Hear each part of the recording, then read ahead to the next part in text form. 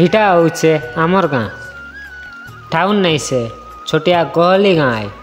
तो चलो आराम नु स्टार्ट करवा। हमर गाँर नाला बरागुड़ा। तो यार के गले सीधा उमरकोट जाइसी और यार के झरी गाँ हरी बाटे बरागुड़ा गाँव। तो ये चौक पाके आछे केतटा दुकान जोनटा कि पेंसिल स्टोर दुकान चप्पल मिली पारसी बुट मिली पारसी कानर नाकर नु आरंभ करी सबु किछि मिली पारसी। हरी पाके एक आछे चिकेन दुकान इटा एरा बैंक पैसा भी उठाई पारबो।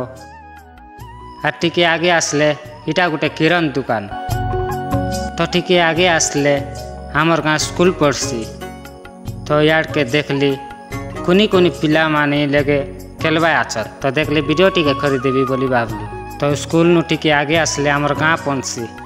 हमर गाँ व्यू किछि एंती दृश्य आछे जोनटा कि इटा पाकड़ी दुकान।